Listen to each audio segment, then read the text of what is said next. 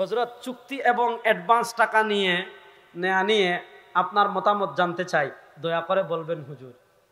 দেখেন, এটা নিয়ে আমারে বিপদে ফেলাইতে চাইতেছেন, বুঝছেন?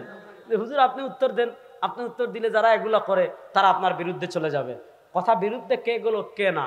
দেখেন, ওয়াজ এটা আমাদের আকাবিরগণ করেছেন, ওয়াজ নবী করিম ইসলাম করেছেন। জারাফাত মিনহাল উয়ুন ওয়া ওয়াজিলাত মিনহাল কুলুব, আসেনি হাদিসে? তো আমাদের আকাবিরদের থেকে এরকম কোথাও আমি পাইনি যে ওয়াজের আগে অ্যাডভান্স নেওয়া, কোথাও পাইনি আমি। আলহামদুলিল্লাহ কখনো চাইও নি, নেইও না।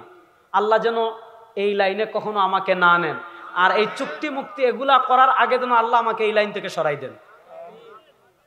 মাসালাটা বুঝেন, খুব মনোযোগ দিয়ে কথা বুঝেন। দেখেন, কিন্তু দোষ আছে অনেকের, দোষ সব দোষ হইলো আপনাদের।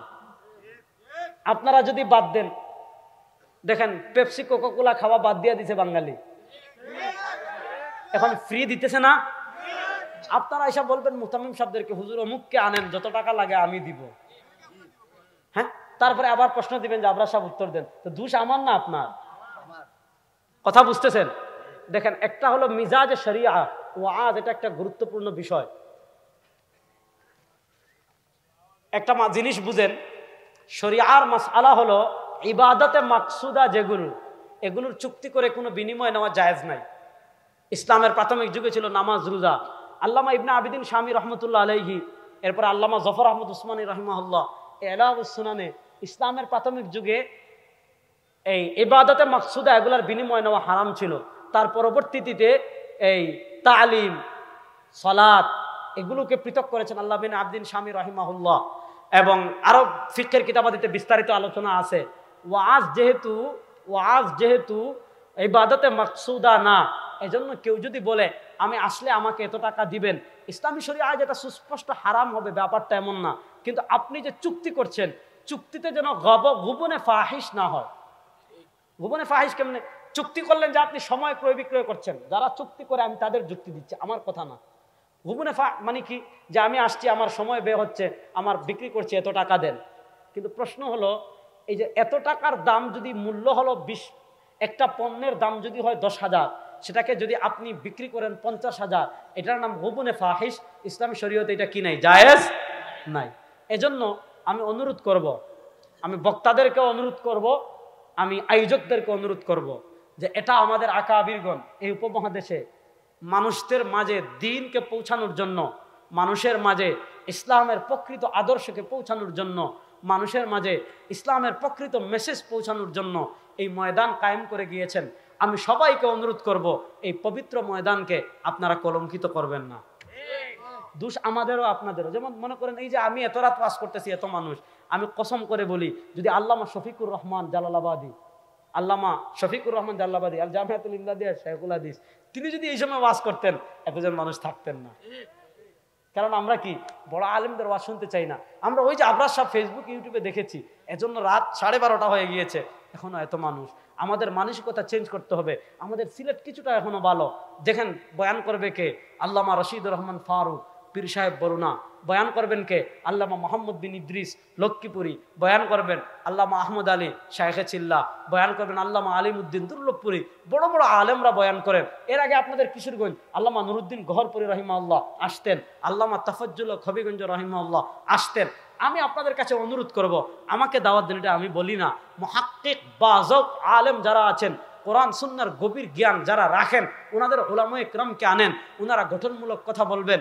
যদি আয়োজকরা 1 বছর সংকল্প করে যে যারা যত বড় আলেম হোক, যত বড় বুজুর্গ হোক, যত বড় বক্তা হোক, অগ্রিম টাকা চাইবে অথবা বলবে আমাকে এত টাকা দিতে হবে, এদেরকে আনবো না। যদি আয়োজকরা 1 বছর একমত হয়ে যায় যে যারাই আগে টাকা চাইবে এদেরকে আনবো না, দেখবেন 1 বছরের মাথায় সব আলিফ বা থেকে ইয়া পর্যন্ত ঠিক। যদি আমার এই কথা মানতে পারেন, দেখবেন সব ঠিক ইনশাআল্লাহ। ভাই এখানে প্রশ্ন করেছেন জর্দা খাওয়া নিয়ে, এটা নিয়ে আমার আলোচনা আছে, এটা আর বললাম না। দেখ হযরত, আপনার এক বয়ানে শুনেছিলাম এই কথাটি, কেউ যদি স্ত্রীকে মোবাইলে মেসেজ পাঠিয়ে তালাক দিয়ে দেয়, অতঃপর স্ত্রী মেসেজ দেখার আগেই ডিলিট করে ফেলে, তাহলে তালাক হবে কিনা? প্রশ্নের পর মনে হয় আপনি উত্তর দিয়েছিলেন, কিন্তু ইউটিউবার ভিডিওটা কেটে দিয়েছে, তাই উত্তরটা জানাতে পারেনি, দয়া করে জানাবেন। এটা হলো আমাদের ইউটিউবার ভাইদের একটা কমন সমস্যা, বুঝছেন? ওই দিন আমি শুনেন কাহিনী শুনেন, আমার পাশে এক মুরব্বী বসা, বুঝছেন, মুরব্বী বসা। আমি মুসা আলাইহিস সালামের ওয়াজ করতেছিলাম, আল্লাহ জিজ্ঞেস করছেন ওমা তিলকা বিয়ামিনিকা ইয়া মুসা, ও মুসা তোমার হাতে কি? ক্বালা হিয়া আসাই। মুসা জবাব দিয়েছেন আল্লাহ আমার লাঠি, এই লাঠি বলতে আমি লাঠিটা আনছি। তারা শিরোনাম দিয়েছে হাতে লাঠি নিয়ে কি বললেন রেজাউল করিম আবরার। বুঝছেন? তো আমাদের ইউটিউবার ভাই, আমি আপনাদেরকে খাটো করছি না, আপনাদের খিদমতকে আমি অনেক বড়ভাবে দেখি, বুঝছেন। আপনাদের কারণে আমাদের কথা, আমাদের কোরআনের কথা, আমাদের হাদিসের কথা, আর প্রত্যেক বাতিল ফিরকা তাদের অনেক বড় বড় চ্যানেল আছে, অনেকভাবে তারা সামাজিক যোগাযোগ মাধ্যম এবং ইন্টারনেটকে কাজে লাগিয়ে অনেকভাবে তাদের ভুল মেসেজগুলো তারা পৌঁছাচ্ছে।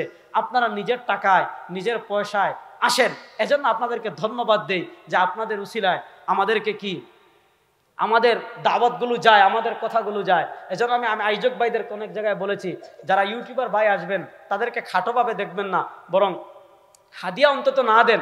অন্তত আপনারা যে ডাইল ভাত মাদ্রাসায় রান্না করেন, যদি খুব বেশি না হয়, মনে করেন বড় বড় বক্তা যারা, যেমন আজকে এখানে অনেক মিডিয়া চলে আসছে, কারণ বাংলাদেশের অনেকজন স্টার একসাথে আসছেন, এখন অনেক মানুষকে খাওয়ানো তো কঠিন। যদি দেখেন 2-4 জন আসছেন, তাদেরকে প্রয়োজন হলে খানাও খাওয়াবেন, কারণ তাদের মাধ্যমে আমাদের কথাগুলো যাচ্ছে। কিন্তু আপনাদের কাছে আমার একটা অনুরোধ থাকবে, আপনাদের কোনো কারণে কোনো বক্তা যেন বিতর্কিত না হয়।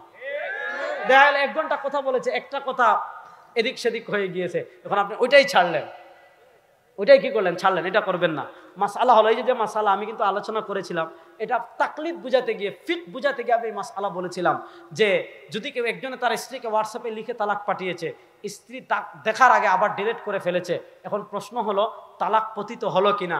আহলে হাদিসদেরকে বলেছিলাম তোমরা যে বলো ফিক মানি না, মাযহাব মানি না, আমি বললাম ঠিক আছে, এই মাসআলার সমাধান সহিহ হাদিস থেকে দাও। যদি বলো তালাক হয়েছে, তাও বলবো হাদিস থেকে দেখাও। যদি বলো তালাক হয় নাই, তাও বলবো কি করো, হাদিস থেকে দেখান। মূল মাসআলা হলো তালাক পতিত হওয়ার জন্য স্ত্রীর শোনা বা জানা শর্ত না। স্বামী যদি লিখে দে, স্বামী যদি বলে দে, স্ত্রী জানার আগেই কি হয়ে গিয়েছে, স্বামী বলার সাথে সাথে, স্বামী লিখে পাঠানোর সাথে সাথে তালাক পতিত হয়ে গিয়েছে। এখন আপনি ডিলিট করলেও হয়েছে, ডিলিট না করলেও হয়েছে, স্ত্রী শুনলেও হয়েছে, না শুনলেও হয়েছে। এক্ষেত্রে 1 তালাক দিলে আপনি 2 তালাকের মালিক থাকবেন, 2 তালাক দিলে 1 তালাকের মালিক থাকবেন, রাজাআত করার সুযোগ থাকবে। কিন্তু যদি 3 তালাক দেন, ফাইন তাল্লাকাহা আত-তালাকু মাররাতান, আল্লাহ বলেছেন প্রথম 2 তালাক, 2 তালাকের পর রাখতেও পারেন, আও ইমসাক ছাড়তেও পারেন। কিন্তু 2 তালাকের পর আর যদি তালাক দিয়ে দেন, ফাইন তাল্লাকাহা, 2 তালাকের পর যদি আর তালাক দিয়ে দেন, ফালা তাহিল্লু লাহু হাত্তা তানকিহা যাওজান গায়রা। এজন্য আবগাযুল হালালি ইলাল্লাহি আত-তালাক, সর্বনিকৃষ্ট হলো তালাক। এখন আমাদের বাঙালিরা কি করে, তালাক দেওয়ার সময় তো ঠিক থাকে না, বলবে 1 তালাক 2 তালাক 3 তালাক, তোর 14 গোষ্ঠী তালাক, সারা সব তালাক দিয়ে এসে কইব আমরা সাপ। কারণ আমার কাছে তো প্রচুর তালাকের মাসআলা আছে প্রতিদিন। এই আজকে ভাত খাইতে বসছি, একজন আসছে, আচ্ছা বলছে যে হুজুর আমার আরো 2 জন ছিল, এদেরকে বের করে দেন। আচ্ছা যাক, কথা বলতেছে, আমি যেটা বলতে চাচ্ছি, আচ্ছা বলবো হুজুর যখন তালাক দেয় আমার মাথা ঠিক আছিল না, তো তালাক তো মাথা ঠিক না থাকলে তো বেটা মানুষ তালাক দে। হুজুর আমার খুব রাগ উঠছিল, না বুঝা দিছি। তো তালাক তো রাগ উঠলেই মানুষ দে, কেউ কি হেসে হেসে, যখন তার প্রচন্ড ভালোবাসা থাকে তখন কি কেউ তালাক দে? তালাক তো দেই তো রাগ উঠলে।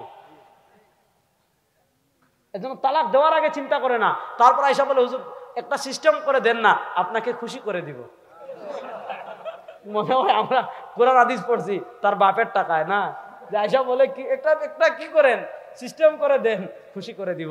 এবার যে আলেম শুনেন, বাংলাদেশে এমন বহু খান্নাস আছে, এরা সাহাবা ইকরামের আমল বাদ দিয়ে, 4 ইমামের মাযহাব বাদ দিয়ে, সকল সাহাবা ইকরামের ঐক্যমত, 4 মাযহাবের 4 ইমাম ঐক্যমত, ইমামে আজম আবু হানিফার মতে, ইমাম শাফির মতে, ইমাম মালিকের মতে, ইমাম আহমদ ইবনে হাম্বলের মতে, এবং ইমাম ইবনে আব্দুল বার মালিক রাহিমাহুল্লাহ আল ইস্তেসকারে লিখেছেন যে 3 তালাক একসাথে দিলেও 3, আলাদা করে দিলেও 3। যারা 3 তালাক একসাথে দিলে 1 তালাক বলবে, ইমাম ইবনে আব্দুল বার বলেছে এটা রাফিজিদের মাযহাব। আজকে আমাদের সমাজে কিছু খান্নাস আছে, এরা কি করে 3 তালাক দেয়, তারপর লামাযাবি মসজিদে যায়, মাদ্রাসায় যায়, হেরা টাকা ফতোয়া দিয়ে দেয় একসাথে 3 তালাক দিলে 1 তালাক হয়। অথচ সকল সাহাবা ইকরামের ঐক্যমতে 3 তালাক দিলে 3 তালাক হয়। 4 মাযহাবের ইমামগণের ঐক্যমত 3 তালাক দিলে 3 তালাক হয়। এবার কোন মসজিদের ইমাম যদি 500-1000 টাকা পেয়ে 3 তালাকের 1 তালাক বানিয়ে ফতোয়া দেয়, এই মসজিদের ইমামরা মসজিদ থেকে বের করে দিবেন। এর পিছনে নামাজ পড়লে নামাজ মাকরুহে হবে না, নাই মাকরুহে তাহরিমি, আন্দাজি ফতোয়া দিয়েন না। বাঙালি ফতোয়া দিতে কি সবার আগে আমার চেয়ে এক চামচ আগিয়ে গেছে। যাক, সমস্যা নাই। আল্লাহ রাব্বুল আলামিন যে কথাগুলো বললাম, অনেক রাত হয়ে গেছে।